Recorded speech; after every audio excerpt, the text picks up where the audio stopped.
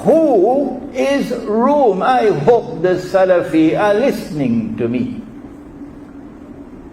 Rome in the Quran was Byzantium, which had its capital in Constantinople. Eastern Orthodox Christianity, which today is in Greece, in Armenia, in Bulgaria, in Hungary, in Romania, in Russia. When the Ottomans mysteriously conquered Constantinople, the Ottoman Sultan Muhammad Fatih declared, I am now Rome. You have to laugh at that. I am now Rome. I'm now the Emperor of Rome. No. When Constantinople was captured by the Ottomans, the capital of Rome went to Moscow. This is what the Salafis can't swallow. Moscow is today Rome, and so Russia is today Rome of the Quran. The Ottomans did the best that they could possibly do to plunge dagger after dagger into the heart of Rome on behalf of Western Europe.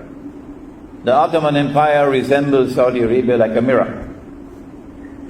Yes, there was the application of the Sharia and so on and so on and so on, as in Saudi Arabia. But why did you wage endless wars of aggression, naked aggression, against Eastern Europe? Rome, not Western Europe. They never took on Britain. They never took on France. But Eastern Europe and Russia. War after war against Russia. Why? Why did you have to enslave Christian women and make them your slaves in your harem? Ottoman sultans never married. They had their slaves, white Christian women. Why did you have to enslave Christian boys and convert them to Islam? What kind of theology do you have to support that? It came from Disneyland? And then train these Christian boys who are now Muslims to become the elite fighting force of the Ottoman Empire, the Janissaries. But worse than that, in order to ensure there's eternal hatred and enmity between the world of Islam and Russia and Eastern Europe, what Sultan Muhammad Fatih did shamelessly and disgracefully, and I am careful in my choice of words, was to take the greatest cathedral of the Christian world, Hagia Sophia, or Hagia Sophia, and convert it into a masjid, to the eternal shame of the Ummah of Muhammad alayhi salatu wasalam.